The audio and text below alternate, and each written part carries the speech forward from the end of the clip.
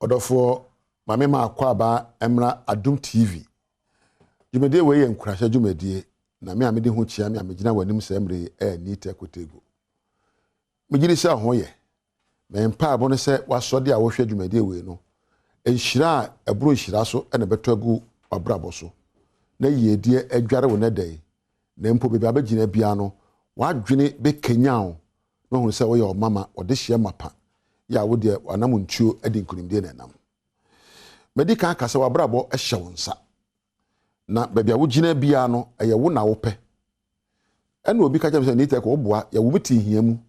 Entimi hia ni ba ntimi nye yie na mhwehwe. Ye minimo sikani ba wanye yie da.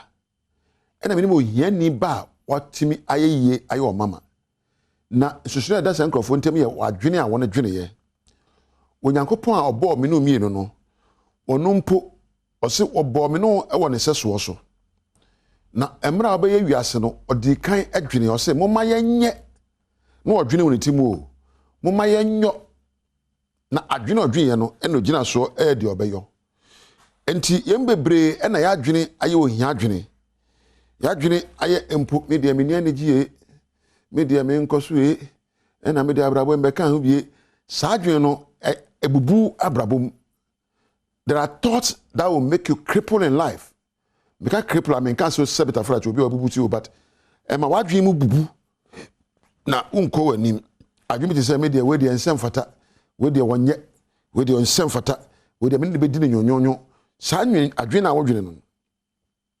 A Kenya tinker. And what think so a Kenya GDB, who say, send a me whom me offer. And I did so and a Kenya empo.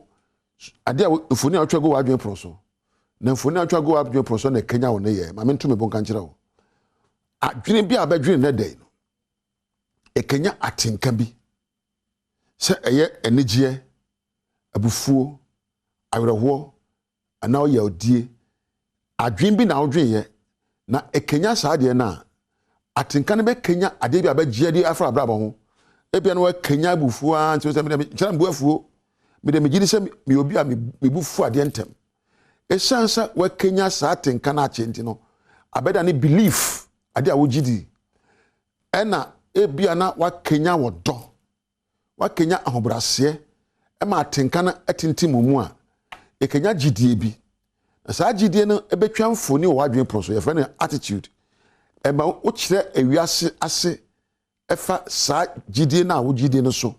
So your beliefs inform your attitude. Your beliefs inform the picture you have on your mind about your life and about life. And therefore, the picture you have about you and your life dictates your behavior. And to ne yenyina so any emfoni a watwa go adwen proso. Nti abrabo no se enkoyi a enye sika enye ohia enye moa enkoyi a suban nyina so any emfoni a watwa emfoni a watwa e wadwen poso nyina so ne nyama wogidie no nyina so ne atenka a wakanya no ene watenka nyina so ne adwene a wodwene de kura no adwen ene ya ade nyinara se woni obi hia na pe na asem a abadwene no ho e wodi osafata o wodi omama o wodi no yemefe o wodi me kono abeboa mi o wodwene sa adwene na ho na osere na ubie kwan ma obo abrabom ena wo hia obi na o ka wo na nabi ana ma me kura bi a odi wani hwani ema wotan eba wadwene nti wotan na eba ye no enyina so ya adwene a wodwene ye ena Kenya eba abrabo no eye adwene a wodwene ye nti wiase ade nyina enyina so ene adwene a yadwene asem to wa wo kira se se asem na atomie ye wa breni ye ebe Kenya atenka bi na atenka be Kenya gidie bi na gidie ne be Kenya ne ye bi na mo asem to na kasa asem na atomie na asem wo metimi asemu ayi bibia afrimu e de bi papa ebe Kenya atenka na Kenya suban na ye kasa obi ebubra eso ani a one ne hwan. How can you live a fulfilled life? Mema nyoma enan na meja hande. A fulfilled life celebrates the person and God.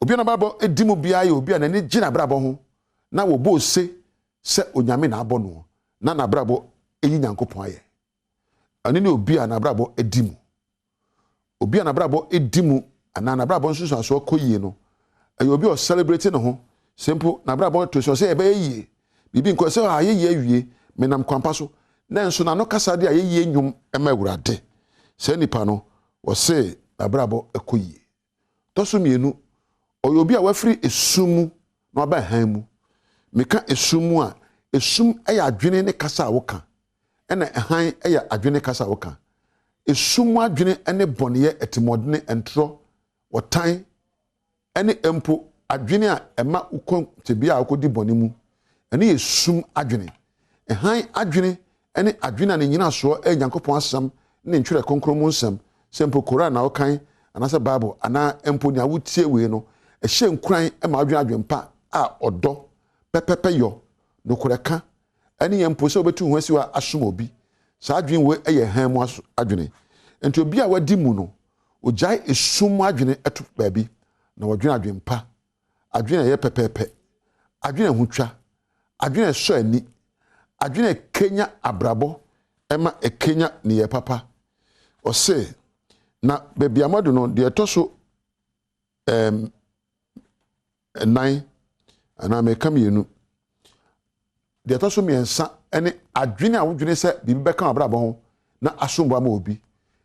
Anyone who is living a very happy life is somebody who has added value to his life, and that value has added value to others. Obi a wadi nkunim, obi a nanegye no, obi a odi bibia kana brabo ho, na brabo ayemfaso ama no, na brabo akenye obi, na ayemfaso ama obi. Say nipa no na obu bra papa. Make wo de brabo no say obi mu amie, yenso bi mu e, da bia wo de onye independent. We are dependent. Eba sa wa na enye. Ka che won say if na da koya I'll be independent. Medwena dwena eba ma me fa hodie. Medwena dwena eba ma me mabrabo anya empo bibia ka mabrabo ho na ekenya obi so abrabo say ye kasa mu, say ye mua mu, say bibia metime de mensa ayo na empo nipa nya so mfaso. Bibia metime de mano aka na obi nya so mfaso. It means you are adding value eba ma energy brabo mu. Kura no obi a na dwene ema oyeyie ayi obi ohunu Nyankopɔn ekesiye na ohunu ho so no so your mama. Well, a fulfilled life is a life that sees the wholeness of God and sees the wholeness of you too.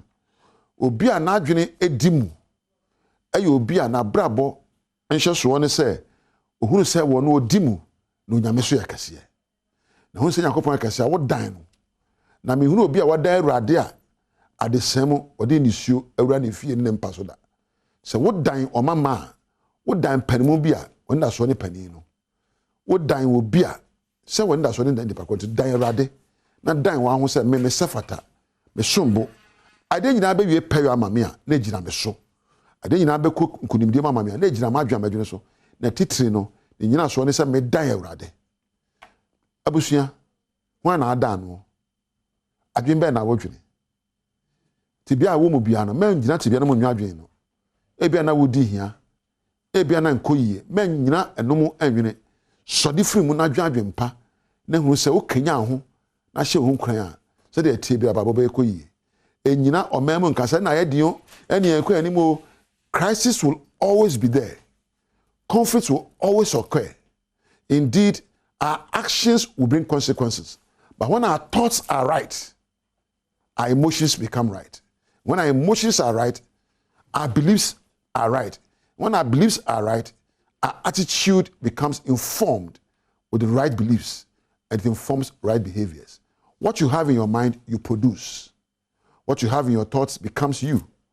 And your mind in ye we are say ya, because I didn't ban a made dinner to make Kenya me home, na ma show home crying, na me de me dimu, na de you pay your amame. Ya na Christopher Kataka said, your team mono. Also seeing the way we are say 1 or 2 mu a dwene ati wa dwene ponso no e na 2 mu enye nyame wa dwene e na dane nyame e na wa dwene betima dane obonsam wa dwene betima dane konkron yo wa dwene dane beyi na abrawo ye ya ase adwene a wo dwene ne wo ti na da ehwa adwene a wo dwene ye na dwene fa kwampa so abusia onyame nhira wate se wa hye ohun kran baka se mekoi me kan sempa from abrabo ho na ma kan sempa from adwuma ho na me da suban padi na ma adwene ekenya me ma adwene a hye nkuran ya enya bomfi adwene na adwene bi abadwene bia no ebeso aba ma wo onyame nhyira wo ma me nikan enna opani wo be kampedu ase na me na Priscilla na me na empanimfo okura camera Thomas ne nkrofo ekaka ho na me nra MC ne sound for so ase na okire nyame ya adom a na adom ye na ehye Adom TV a ye besa de nkurahye dwumede abrewo aha na meja wo me ye wosomfo ni tekotego woni ame entina